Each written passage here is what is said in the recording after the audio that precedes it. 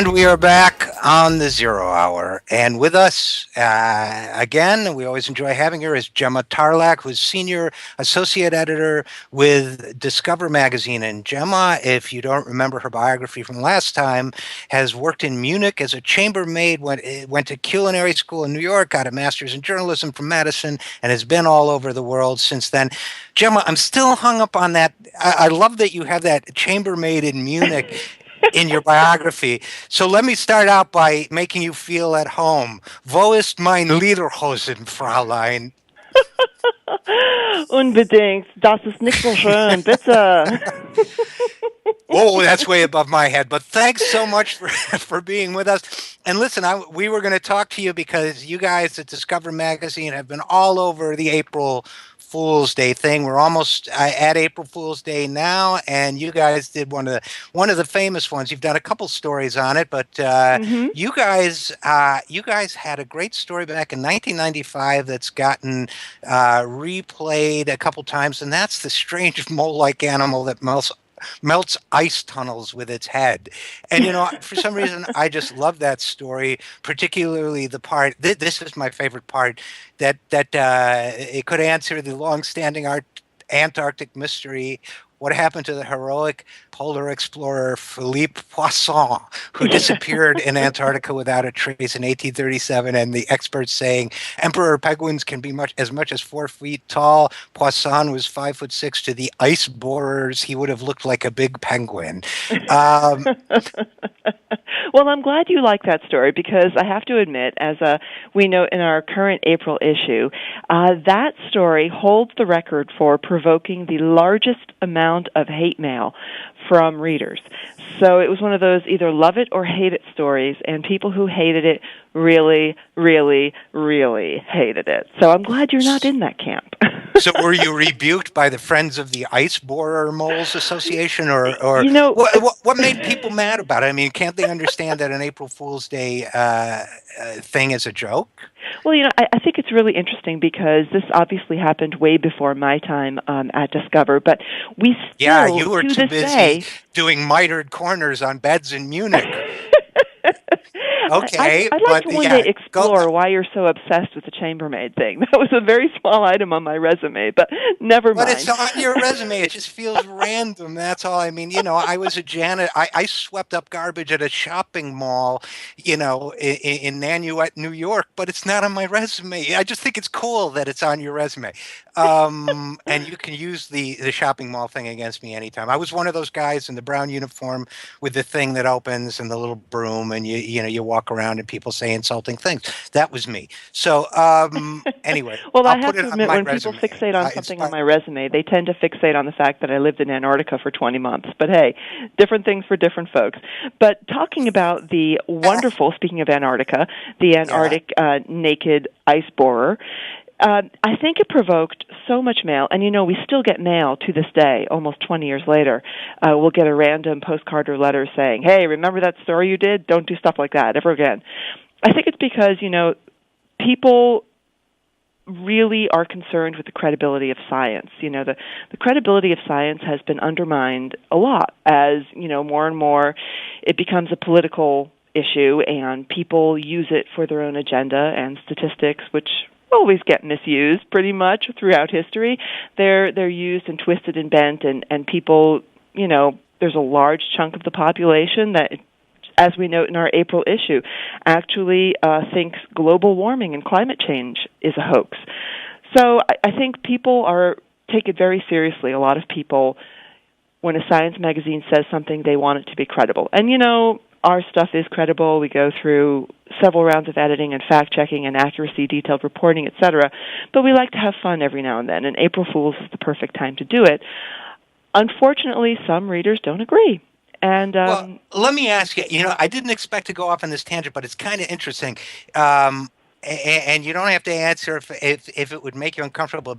But were they atheists who think that there is a war on science? I totally agree with it, but that there is a war on science and that we need to fight back. But I mean, were they coming from the kind of Richard Dawkins perspective of you don't mess with science, or were Yeah. they? No, well, it's been a real range, and obviously this has been going on for about 20 years. And I've only been with Discover for about 15 months, so I haven't read all of the letters.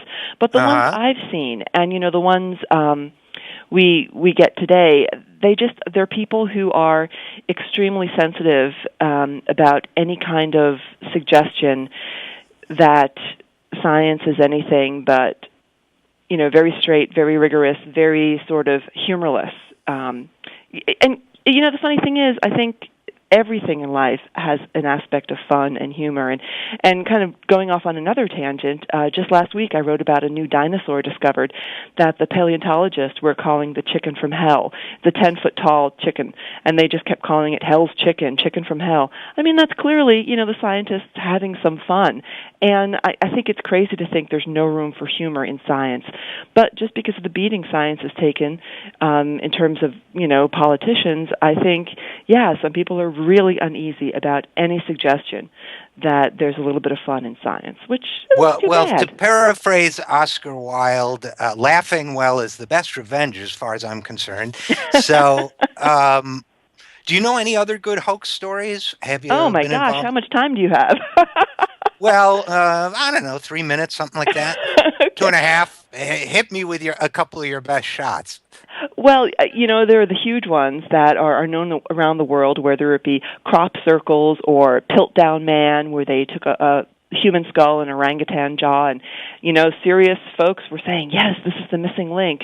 Yeah, but Speaking of that serious, wasn't an April Fool's Day hoax. That was a hoax. Although you're right, that's good. But crop circles. Yeah, this is all like M. Night Shyamalan did that movie based on crop circles. I think it was called Signs. And I yeah, kept sitting there. Did you see it? oh yeah, Because I kept sitting there thinking, wait a minute, the premise of this movie, as I understand it, is that the aliens can travel hundreds of thousands of light years through interstellar space, but they need a big arrow on the ground to find Philadelphia. This, yeah. what? I don't think we should even bring Hollywood into a discussion of hoaxes and credibility when it comes to science. Right. But And his aliens like dissolved on contact with water. So of course they came to a planet that was 90% water because who wouldn't do that? Um, we're drawn to that which destroys us. I think Nietzsche said that. right. Well, he is kind of a Nietzschean filmmaker. But so what's another good hoax in the couple minutes we got left? Well, it's not definitely an April Fool's hoax per se, but I love it because it's within the scientific community. It's kind of a hoax meant to improve credibility, and it's called a blind injection, and it's when researchers will kind of sneak in some wrong data into ongoing research just to see if the researchers conducting that study notice it and pick it up, just to make sure they're doing a very detailed review of all the data. And it's actually, once they pick it up and say, hey, this is wrong, it actually firms up and helps solidify the legitimacy of their study because they were able to find the errors that were intentionally put in the study. And I love that because, people kind of dismiss hoaxes as worthless, whatever. But here's a great example where a hoax actually, it's for the good. It's using its powers for good, not evil.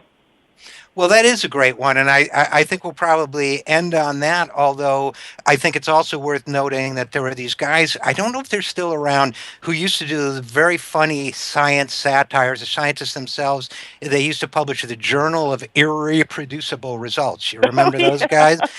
So there is good fun science out there. I'm of the opinion that everything is better with a little more fun included. It's always fun to have you on the show. Thanks so much for joining us. Thank you. Have a great day. You too. We've been speaking with Gemma Tarlach, who is senior associate editor with Discover Magazine. Oh, and Gemma, by the way, I found those Lederhosen. So, Schön. Ausgezeichnet. so I hope you'll come back again, even after that. So, Okay. and that's it.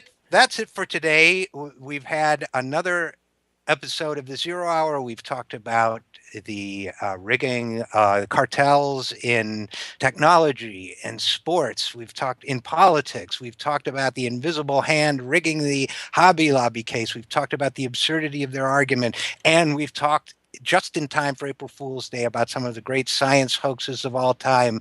I hope you've enjoyed the program and you'll come back next week. I'm Richard Eskow, RJ Eskow, and this is the Zero Hour.